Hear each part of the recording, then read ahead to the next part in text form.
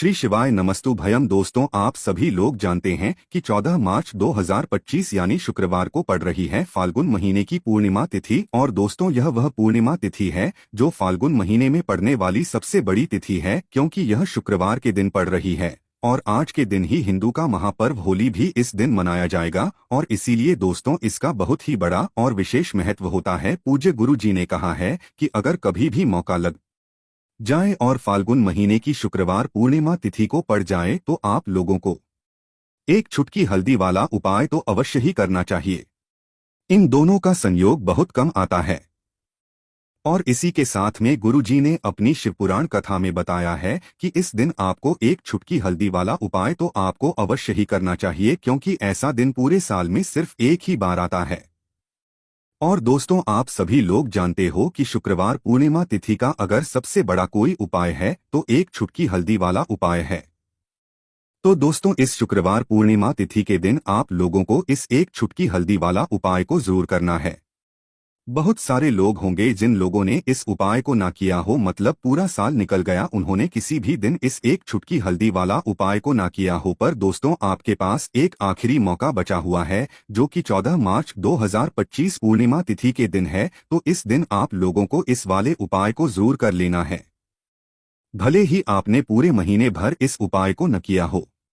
पर अगर आपने इस फाल्गुन महीने के शुक्रवार पूर्णिमा तिथि के दिन अगर इस वाले उपाय को कर लिया तो आपको इस उपाय को करने का वह फल मिलेगा जिसकी आपने कभी कल्पना भी नहीं करी होगी। इसीलिए आप लोग इस वाले उपाय को एक बार जरूर कर लेना है, ताकि आप लोगों के हाथ से यह मौका ना जा सके और आपको इस उपाय को करने का फल मिल सके। दोस्तों, यह उपाय पंडित जी ने अपनी अभी की ही श्री शिव महापुराण की कथा में बताया है, जिस उपाय को आज हम आपको बहुत अच्छे समझाने वाले हैं। इस वीडियो को देखने के बाद इस उपाय को समझने के लिए आपको कोई और वीडियो को देखने की जरूरत नहीं पड़ेगी। तो चलिए दोस्तों, उपाय को शुरू करते हैं। देखिए, यह इस फाल्गुन महीने के शुक्रवार पूर्णिमा तिथि के दिन यह इतना खास होता है, इतना महत्वपूर्ण होता है। देखा गया है कभी कभी बड़े बड़े पूजा पाठ अनुष्ठान से जो मनोकामना पूर्ण नहीं होते, वह फाल्गुन महीने के शुक्रवार पूर्णिमा तिथि के दिन एक छोटे उपाय करने से ही आपकी मनोकामना पूर्ण हो जाती है। और बहुत सारे लोगों ने इस उपाय को किया भी है और उनको इस उपाय को करने का फल भी जरूर मिला है। अगर आप लोग भी इस उपाय को करना चाहते हैं तो आप इस उपाय को पहले अच्छे से समझ लेना, सुन लेना, उसके बाद करना। आपको इस उपाय का फल जरूर मिलेगा। और इस उपाय को कर लेने से आपके घर में चाहे किसी भी प्रकार की दुख और समस्या क्यों ना चल रही हो, आपको उसका कारण नहीं पता है कि भाई यह समस्या किस कारण से चल रही है। उसका कुछ भी कारण हो सकता है, जैसे पितृदोष हो सकता है या किसी भी तरह का मंगल दोष भी हो सकता है। तो इस दिन आप लोगों को यह वाला उपाय कर लेना है। यह एक ऐसा उपाय है जिस उपाय को अगर किसी विशेष दिन पर किया जाए तो भाई उस विशेष दिन का जो है वह तो हमें मिलता ही मिलता है। पर हमने उस दिन पर इस उपाय को किया है तो हमें उससे भी बड़ा फल मिलता है। और फल जल्दी मिलता है क्योंकि आप इस उपाय को बहुत ही बड़े और विशेष दिन पर कर रहे हो। तो चलिए अब उपाय के बारे में बात करते हैं, लेकिन उससे पहले आप लोगों को यह जानना आवश्यक है कि आखिर यह उपाय किस समय करना है, किसको करना है और कैसे करना है। तो चलिए हम आगे आपको वीडियो में एक एक करके बता देते हैं। लेकिन उससे पहले अगर आप लोग हमारे चैनल पर पहली बार आए हैं या फिर मेरी आवाज आज पहली बार सुन रहे हैं तो हमारे चैनल को सब्सक्राइब कर लेना और इस वीडियो को लाइक करके कमेंट बॉक्स में श्री शिवाय नमस्तु भयम ओम नमः शिवाय जरूर टाइप कर देना। तो दोस्तों, इस एक चुटकी हल्दी वाला उपाय को हमें इस शुक्रवार पूर्णिमा तिथि के दिन कैसे करना है, किसको करना है, किस समय करना है और कहां पर करना है, ये सारे सवालों के जवाब आपको इस वीडियो में मिल जाएंगे। और जो ये वीडियो देखेगा भाई उसको एक चुटकी हल्दी वाला उपाय जरूर करना चाहिए, क्योंकि इस दिन एक चुटकी हल्दी का भी बहुत ही बड़ा और विशेष महत्व होता है। और जब बात एक चुटकी हल्दी वाला उपाय की तो ये सोने पर सुहागा वाली बात हो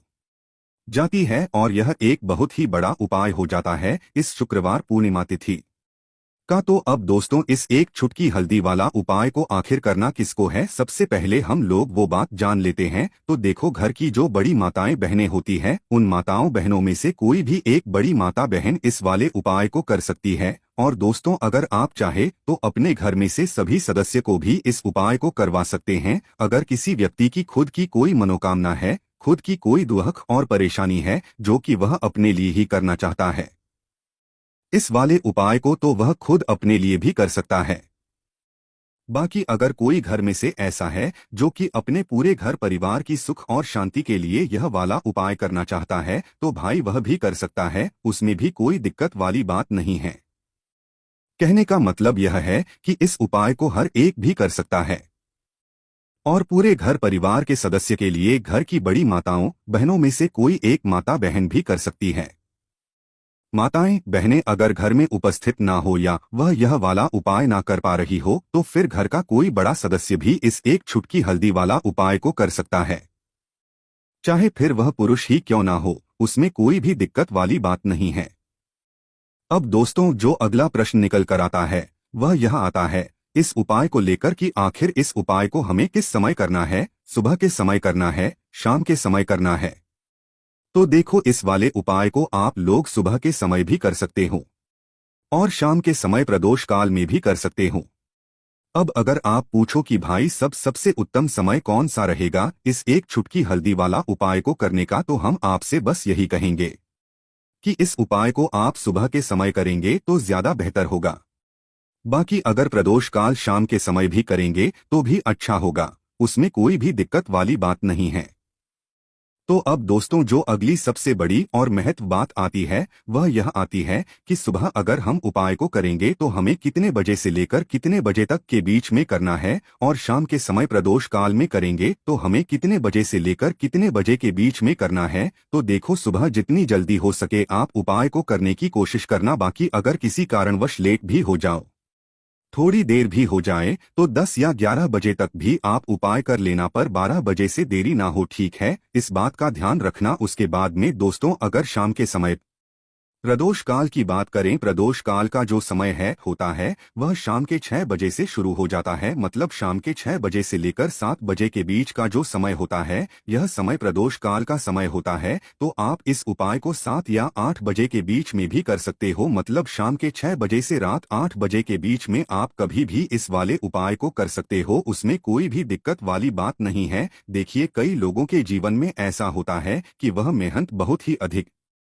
करते हैं लेकिन उन्हें अपने कार्य में सफलता नहीं मिल पाती है, यानी कि जो उनका भाग यह है वह उनका साथ नहीं देता है। तो रूठी हुई किस्मत को चमकाने के लिए और सोए हुए भाग्य को जगाने के लिए आपको यह उपाय करने चाहिए। देखिए दोस्तों पहला उपाय विशेषकर पूर्णिमा तिथि का दिन है तो यह उपाय आपको तुलसी जी के वहां पर करना होगा। देखिए इस उपाय को करने के लिए सबसे पहले तो आपको मात्र एक स्टील के पात्र के अंदर 2 चम्मच कच्चा दूध मिलाना है और इसी पात्र के अंदर आपको शुद्ध जल भरना है और इसी के साथ में आपको एक चुटकी हल्दी भी इसी पात्र में डाल देनी है, यानी कि आपको स्टील के पात्र के अंदर कच्चे दूध से युक्त जल तैयार करके उसमें एक चुटकी हल्दी डालना है और इस पात्र को आपको तुलसी जी के पौधे के वहां पर लेकर के पहुंचना है। अब जो जल है इसे आपको तुलसी जी के पौधे में धीरे धीरे अर्पित करना है। ओम नमो भगवते वासुदेवाय इस मंत्र का कम से कम 11 बार जाप करते हुए देखिए दोस्तों जो भी व्यक्ति पूर्णिमा तिथि में कच्चे दूध से युक्त जल और हल्दी से युक्त जल इस प्रकार से तो तुलसी जी के पौधे में अर्पित करता है तो यकीन मानिए आपके जीवन में सफलता से जुड़ी जितनी भी समस्याएं हैं, यानी कि आपका किसी भी प्रकार का यदि कार्य अटक रहा है, आपको जिन भी कार्यों में अड़चन आ रही है तो वह सभी अड़चन इस उपाय से दूर होगी। देखिए बहुत से बच्चे ऐसे होते हैं जिन्हें कुछ समझ में नहीं आता है कि उन्हें आगे क्या करना है, या कि लाइफ में यदि सही रास्ता आपको नजर नहीं आ रहा है तब भी आपको यह उपाय करना चाहिए, यानी कि उनके जीवन के जो निर्णय हैं वह सही हो सके और उनके मार्ग में जो भी बाधाएं आ रही हैं वह भी दूर हो सके। तो बच्चे भी यह उपाय कर सकते हैं। अब दोस्तों हम जान लेते हैं दूसरे विशेष उपाय के बारे में। देखिए दोस्तों यह जो उपाय है पहला उपाय यह आपको सूर्यास्त से पहले ही करना है। अब हम जान लेते हैं दूसरे उपाय के बारे में। देखिए इस उपाय को करने के लिए सबसे पहले तो आपको मात्र 7 चने की दाल लेनी होगी। देखिए चने की दाल जो है वह कहीं से भी खंडित नहीं होनी चाहिए, इस बात का आपको विशेष ध्यान रखना है। देखिए कल है पूर्णिमा तिथि का पवित्र दिन और चने की दाल को शास्त्रों में स्वर्ण के समान बताया गया है और जो भी व्यक्ति चने की दाल पूर्णिमा के दिन शिवलिंग पर अर्पित करता है तो वह स्वर्ण के समान ही मानी जाती है, यानी कि यदि वह स्वर्ण अर्पित नहीं कर सकते हैं और चने की दाल ही अर्पित कर देते हैं तो उनका जो भाग्य है वह चमक उठता है और दुर्भाग्य जो है वह दूर हो जाता है। तो इस प्रकार से आपको 7 चने की दाल लेनी है। इसी के साथ आपको एक तांबे के पात्र के अंदर शुद्ध जल लेना होगा और इसी के साथ में आपको एक स्टील की कटोरी के अंदर 1 से 2 गुड़ के टुकड़े भी लेने हैं। अब देखिए दोस्तों, सबसे पहले तो आपने जो उस कटोरी के अंदर गुड़ के टुकड़े डाले हैं उनमें आपको थोड़ा सा जल मिलकर के गुड़ से युक्त जल तैयार कर लेना है। अब देखिए आपको यह सभी सामग्रियां लेकर के भगवान शिवा के मंदिर में पहुंच जाना है। देखिए फाल्गुन महीने की पूर्णिमा पर इस उपाय को आप सुबह से लेकर के शाम तक किसी भी समय में कर सकते हैं। देखिए सबसे पहले तो आपके पास जो चने की दाल है उसे आपको आपने जो गुड़ वाला जल तैयार किया है उसमें डाल देनी है। देखिए जब भी आप यह चने की दाल गुड़ वाले जल के अंदर डालेंगे तब आपको बृहस्पति शवर महादेव का स्मरण करना है। देखिए जब भी आप बृहस्पति शवर महादेव का स्मरण करते हैं तो इससे आपका जो गुरु ग्रह है वह मजबूत होता है और गुरु ग्रह यदि मजबूत होता है तो आपको अपने भाग्य का साथ मिलता है, यानी कि जो भी कार्य आप कर रहे हैं निश्चित ही आपको उसमें सफलता मिलती है। अब देखिए आपने जो गुड़ वाले जल के अंदर चने की दाल डाली थी उसे आपको शिवलिंग पर अर्पित कर देनी है। जो भी व्यक्ति पूर्णिमा तिथि के दिन चने की दाल इस प्रकार से शिवलिंग पर अर्पित कर देता है उसकी जो किस्मत है वह चमक उठती है। देखिए चाहे आप किसी भी प्रकार व्यापार कर रहे हैं तो आपको अपने व्यापार का स्मरण करना है और आपको यह जो चने की दाल है शिवलिंग पर अर्पित कर देनी है। अब देखिए दोस्तों, आपके पास जो एक लोटा शुद्ध जल है उसमें से थोड़ा सा जल श्री गणेश जी वाले स्थान पर अर्पित करना है, फिर थोड़ा सा जल कार्तिकेय जी वाले इस स्थान पर, फिर माता अशोक सुंदरी वाले स्थान पर, फिर माता पार्वती के हस्तकमल पर आपको थोड़ा सा जल अर्पित कर देना है।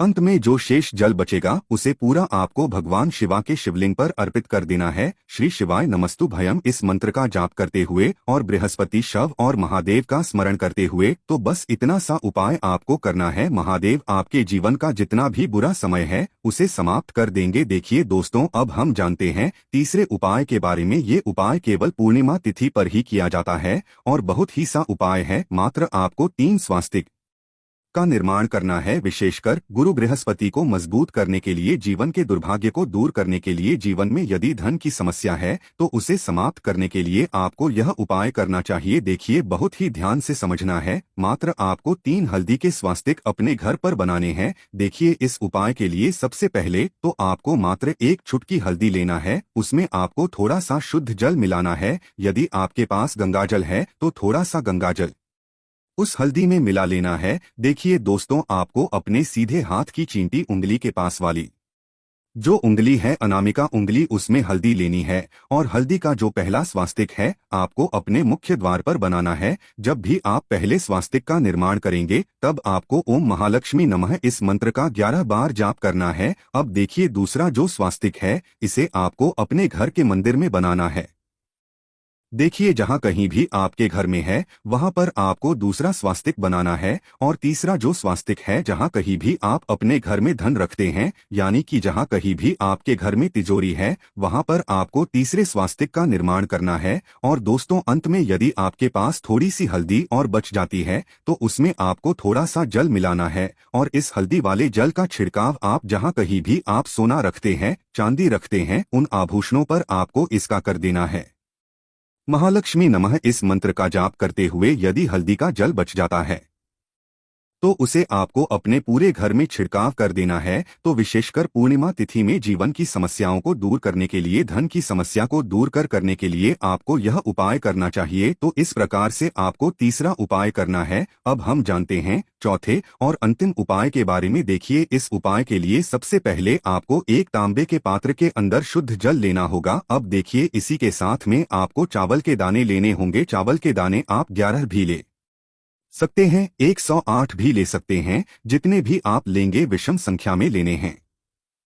और चावल के दाने जितने भी लेंगे वह खंडित नहीं होने चाहिए, इस बात का ध्यान रखें। अब देखिए आपने जो यह चावल लिए हैं इन पर आपको थोड़ा सा पीला चंदन डाल देना है, यानी कि आपको चावल का जो रंग है वह पीला लेना है। अब देखिए आपको यह जो चावल है और एक जल का पात्र है इन्हें लेकर के भगवान शिव के मंदिर में पहुंचना है। देखिए यह जो उपाय है आप इस 14 मार्च 2025 फाल्गुन महीने की पूर्णिमा पर सुबह से लेकर के रात्रि तक किसी भी में कर सकते हैं। अब देखिए सबसे पहले तो आपके पास जो चावल है उन्हें आपको भगवान शिव के शिवलिंग पर अर्पित कर देने हैं। बृहस्पति महादेव का मन में स्मरण करते हुए चावल अर्पित के बाद अंत में आपके पास एक लोटा शुद्ध जल है, उसे भी आपको भगवान शिव के शिवलिंग पर अर्पित कर देना है। श्री शिवाय नमस्तु भयम या फिर ओम नमः शिवाय इस मंत्र का जाप करते हुए तो इस प्रकार से जीवन के दुर्भाग्य को दूर करने के लिए यह उपाय भी आप कर सकते हैं। तो दोस्तों, यह थे पूज्य गुरु जी द्वारा बताए गए कुछ बहुत ही खास उपाय। अगर आपको जानकारी अच्छी लगी हो तो वीडियो लाइक करिएगा। मिलते हैं